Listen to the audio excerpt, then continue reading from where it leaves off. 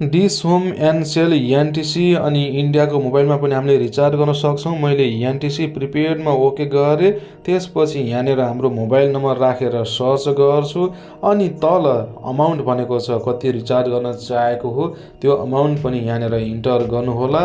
त्यसपछि processed to recharge भनेको छ, यसमा ओके गर्नुहोला अनि प्रोसिडमा ओके गर्नुहोस्। प्रोसिडमा ओके गरिसकेपछि यहाँनिर देख्न सक्नुहुन्छ हाम्रो रिचार्ज सक्सेसफुल भएको छ है त। हेलो एन्ड नमस्ते अनि हार्दिक स्वागत गर्न चाहन्छु तपाईहरु सबैलाई। यस युट्युब च्यानलमा रहेर यसभन्दा अगाडि मैले इन्डो नेपाल रेमिटान्स सम्बन्धी थुप्रै भिडियोहरू बनाएको थिएँ, धेरै जनाले हेर्नुभयो होला। आजको यस भिडियोमा चाहिँ मैले तपाईहरुलाई देखाउन गइरहेको छु कसरी हामीले इन्डियाबाट नेपालको मोबाइलमा सजिलै रिचार्ज गर्न सक्छौं भन्ने विषयमा है त। धेरै एपहरू, धेरै माध्यम, धेरै तरिकाहरू छन् इन्डियाबाट नेपालमा रिचार्ज गर्नको लागि। तपाईलाई जुन सजिलो लाग्छ त्यसैबाट गर्न सक्नुहुन्छ। मैले चाहिँ तपाईलाई सजिलो तरिकाले देखाउन गइरहेको छु। सुविधा फिनटेक भन्ने एपबाट देखाउन गइरहेको छु। यसभन्दा अघि चाहिँ मैले यसै एपबाट नेपालको बैंक खातामा पैसा पठाएर देखाएको थिएँ, पक्कै पनि हेर्नुभयो होला। हेर्नुभएको छैन भने यो भिडियो हेर्न सक्नुहुन्छ। आउनुहोस् आजको यस भिडियोमा चाहिँ हामी ढिला नगरी छिटै लागौँ, सुविधा फिनटेक एपबाट नेपालको मोबाइलमा रिचार्ज गरेर हेरौँ। आउनुहोस् सँगसँगै। यति बेला म मोबाइलको स्क्रिनमा आइसकेको छु। अब म प्ले स्टोरमा जान्छु। यहाँनिर म सुविधा लेखेर सर्च गर्छु, तपाईहरुले पनि गर्नुहोला। सुरुमा आइसकेको छ, मैले यसमा क्लिक गरेँ। पहिले डाउनलोड गरेर राखेको हुनाले ओपन देखाएको छ। तपाईले पहिलो पटक गर्दाखेरि इन्स्टल देखाउँछ, त्यसलाई इन्स्टल गर्नुहोला। भित्र लगइन गर्ने कुराहरू पनि तपाईले सजिलै गर्न सक्नुहुन्छ। यसभन्दा अगाडिको भिडियोमा मैले ती कुराहरू पनि देखाइसकेको छु। यो पहिले नै मेरो लगइन भइसकेको हुनाले यस्तो आएको छ। अब यहाँनिर आइएमई प्रभु अनि धेरै कुराहरू देखाएको छ। यिनी सबै कुरा हामीलाई आवश्यक छैन। पैसा पठाउनको लागि आइएमई प्रभु गर्न सक्नुहुन्छ। रिचार्ज गर्नको लागि चाहिँ अलिकति हामीले काम गर्नुपर्ने छ। माथि देख्न सक्नुहुन्छ रिचार्ज भनेको छ, रेमिटान्स भनेको छ 00 देखाएको छ। रिचार्जको ठाउँमा चाहिँ हामीले हाम्रो बैंक खातामा भएको पैसालाई यहाँनिर लिएर आउनुपर्ने हुन्छ, जसको लागि एड मनीमा ओके गरौँ। त्यसपछि माथि भाषाहरू छ, तपाईलाई जुन भाषा सजिलो लाग्छ त्यसैमा क्लिक गर्नुहोला। मैले इङ्ग्लिसमा ओके गरेँ। यहाँनिर तपाईले ध्यान दिनुपर्ने कुरा रेमिटान्समा चाहिँ झुकेर क्लिक नगर्नुहोला, किनभने यो पैसा पठाउनको लागि हो भने मेन वालेट रिचार्ज गर्नको लागि हो है त। यति कुरा तपाईले ख्याल गर्नुहोला। मैले मेन वालेटमा ओके गरेँ, त्यसपछि कन्टिन्यू गरेँ अनि यहाँ तल देख्न सक्नुहुन्छ एयु स्मल फाइनान्स बैंक भनेर युपिआई आइडी दिएको छ अनि यता छेउमा ओके गर्नुहोस्। यसपछि यो युपिआई आइडी कपी भएको छ।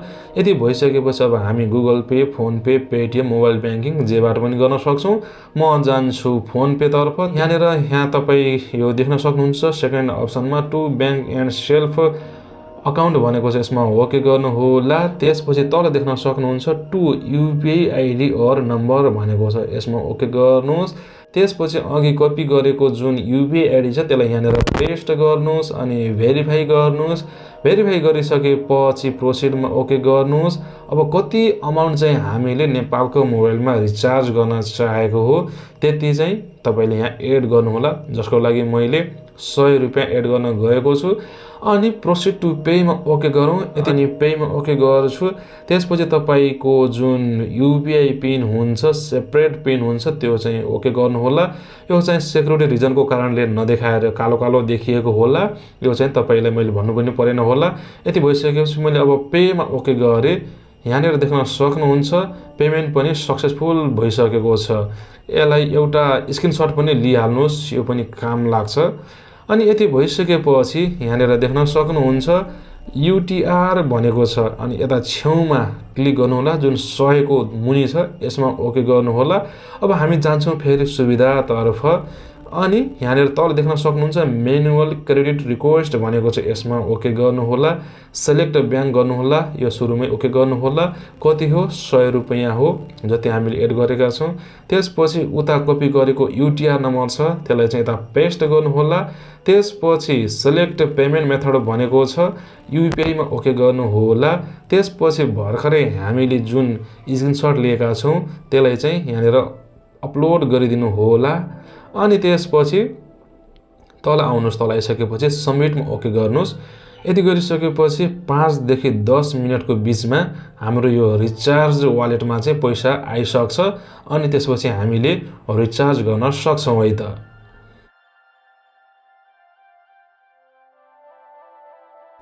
यहाँनिर देख्न सक्नुहुन्छ हाम्रो वालेटमा पैसा लोड भएर आइसकेको छ। यति भइसकेपछि अब हामी रिचार्ज गर्नतर्फ जान्छौँ। यहाँ तल धेरै अप्सन दिएको छ। तपाईँले नेपालको मोबाइलमा रिचार्ज गर्न सक्नुहुन्छ, एनटिसी होस् अथवा एनसेल, डिसोम अथवा इन्डियाको मोबाइलमा पनि रिचार्ज गर्न सक्नुहुन्छ। अब हामीले नेपालको मोबाइलमा रिचार्ज गर्न गइरहेका छौँ। यसको लागि मैले एनटिसी प्रिपेडमा ओके गरेँ। त्यसपछि मोबाइल नम्बर हाने अनि यहाँनिर तल तपाईँले कति हामीले रिचार्ज गर्न चाहेको त्यो अमाउन्ट इन्टर गर्नुहोला। मैले 152.38 गरेँ। यसको कारण पनि म तपाईँलाई एकैछिनमा बताउँछु। प्रोसिड टु रिचार्जमा ओके गरेँ। त्यसपछि यहाँनिर प्रश्न देखाएको छ हाम्रो mobile number, recharge amount, service charge 5%, total payable अनि वालेट ब्यालेन्स भएर देखाएको छ है त।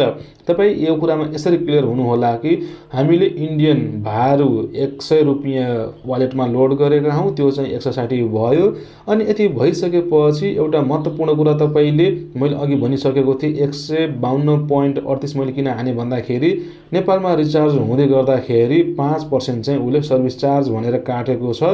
त्यो माइनस गरेर मैले 152.38 हानेको हो। यति कुरा बुझ्नु होला है त। यहाँनिर प्रश्न देखाएको छ सर्भिस चार्ज भनेर 5% 7.62 रुपियाँ चाहिँ यसले काट्छ। अनि नेपालमा रिचार्ज हुँदाखेरि पनि उता पनि सायद काट्छ होला जस्तो मलाई लाग्छ, 2-3 रुपियाँ उता पनि काट्छ।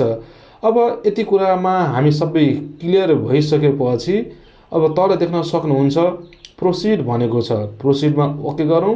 प्रोसिडमा ओके गरिसकेपछि यहाँनिर देख्न सक्नुहुन्छ सक्सेसफुल हाम्रो चाहिँ रिचार्ज भइसकेको छ। यसरी हामीले नेपालको मोबाइलमा सजिलै रिचार्ज गर्न सक्छौँ। डिस, होम, एनसेल, एनटिसी, इन्टरनेट हरेकमा हामीले यसरी रिचार्ज गर्न सक्छौँ। पक्कै पनि तपाईँले बुझ्नुभयो होला। नबुझेका साथीहरूले केही पनि गाह्रो छैन, 1-2 पटक गर्नुभयो भने सजिलो हुन्छ। पहिलो पटक चाहिँ अलिकति तपाईँलाई झन्झट लाग्न सक्छ, यताउता के यस्तो झन्झट भन्ने हुन्छ, त्यस्तो झन्झट मान्नुपर्ने केही पनि छैन, सुरुमा मात्रै हो। यसभन्दा अगाडि मैले इन्डो नेपाल रेमिटान्स सम्बन्धी पनि थुप्रै भिडियोहरू बनाएको छु, हेर्नुहोला नहेरेका साथीहरूले। मेरो अभियान भनेको हामी इन्डियामा लामो समयदेखि काम गर्दै आइरहेका छौँ भने आफूले कमाएको पैसा आफै पठाउँ भन्ने हो। योनो एसबिआईबाट कसरी पठाउने, डी सेवाबाट कसरी पठाउने, अनलाइन साथीबाट कसरी पठाउने, सुविधा फिनटेकबाट कसरी पठाउने भन्ने विषयमा मैले धेरै भिडियोहरू बनाइसकेको छु। हेर्नुहोला नहेरेका साथीहरूले। केही पनि गाह्रो छैन। अहिलेको जमानामा कसैले पनि इन्डियाबाट नेपालमा बैंक गरेर पठाउँदैन होला जस्तो लाग्छ मलाई चाहिँ। सबै अनलाइन भइसकेको छ। आशा छ आजको भिडियो तपाईँहरूलाई पक्कै पनि मन पर्यो होला। नबुझेका कमेन्टहरू चाहिँ गर्नुहोला। यसको चाहिँ मैले उत्तर दिने कोसिस गर्नेछु। सकेसम्म भिडियो बनाएरै तपाईँहरूको सबैको समस्या अथवा जिज्ञासा पनि मैले मेटाउने कोसिस गर्नेछु।